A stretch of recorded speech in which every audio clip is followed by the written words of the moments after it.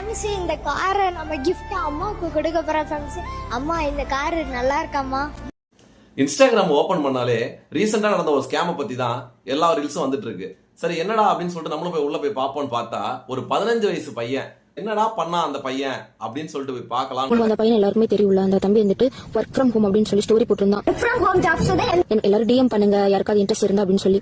நான் இருந்துட்டு அவனுக்கு டிஎம் பண்ணேன், தம்பி எந்த மாதிரி ஒர்க் அப்படின்னு. அவர் வந்துட்டு வித்தின் செகண்ட்ல எனக்கு மெசேஜ் பண்ணான். ஆனா என்ன ஒர்க் நான் சொல்லல, அக்கா அமௌண்ட் வந்து 1000 கட்டி அமௌண்ட் எடுக்கிறது அப்படின்னு சொன்னா. சரி நானும் அப்படின்னு அவனுக்கு அனுப்புனேன். ஒரு 5 மினிட்ஸ் கழிச்சு மறுபடியும் 3100 சொன்னா. தம்பி இது ஃபர்ஸ்டே சொல்லியிருந்தா உனக்கு அனுப்பிருக்க மாட்டேன், மறுபடியும் இவ்வளவு அமௌண்ட் கட்டினா நான் எங்க போறது அப்படின்னு அவன் கிட்ட கேட்டேன். அதுக்கு அவர் இருந்துட்டு இல்லக்கா சாரிக்கா சொல்ல மறந்துட்டேன் அப்படின்னு சொன்னான். நான் இருந்துட்டு அதை பேச எடுத்துக்கல. சரி பொய் சொல்ல மாட்டேன் அப்படின்னு நான் நம்பினேன். தம்பி இப்போ அந்த அமௌண்ட் நான் அனுப்புனா இதுக்கு யார் பொறுப்பேற்றுக்குவா அப்படின்னு கேட்டேன். நீங்க என்னை நம்பி அனுப்புங்க, நான் உங்க அமௌண்ட்டுக்கு கேரண்டி அப்படின்னு சொன்னேன். ஒரு ½ ஹவர்ல நானும் மறுபடியும் 3200 அனுப்பிட்டேன். மொத்தம் 4200. ஒரு 2 ஹவர்ஸ் கழிச்சு அவன் வந்து சொல்றான். Promotion and regulation of online gaming act 2025 படி online betting games, poker and rummy இது போன்ற சட்டவிரோதமான ஆன்லைன் விளையாட்டுகளை தடை செய்திருக்காங்க.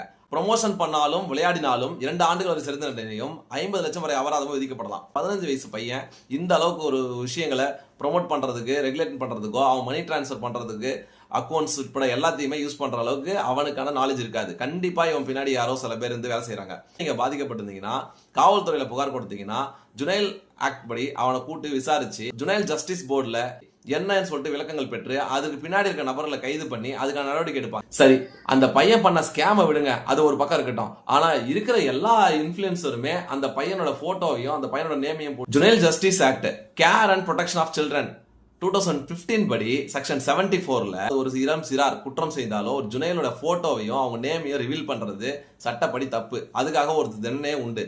இது வந்து காமன் இன்ஃபுளுசருக்கு தெரியாம கூட இருக்கலாம். ஆனா வழக்கறிஞர்ன்ற நேம்ல வீடியோ போடுற பலரும் இதை பண்ணும் போது எனக்கு ஆச்சரியமா இருக்கு. சிறார்களை வந்து சிறார்களை தான் பார்க்கணும். அதை விட்டுட்டு அவங்கள வந்து குற்றவாளி போல நம்ம ட்ரீட் பண்ணக்கூடாதுன்றதுக்காக தான் இந்த ஜுனைல் ஜஸ்டிஸ் ஆக்டே இருக்கு. அந்த 15 வயசு பையனுடைய புகைப்படத்தையோ அந்த நேமையோ பயன்படுத்தாதீங்க. மேலும் இது போன்ற சட்ட தகவல் தெரிஞ்சுக்கணும்னா ஃபாலோ பண்ணுங்க. இது உங்க லீகல் டாக்ஸ் வித் எழில்.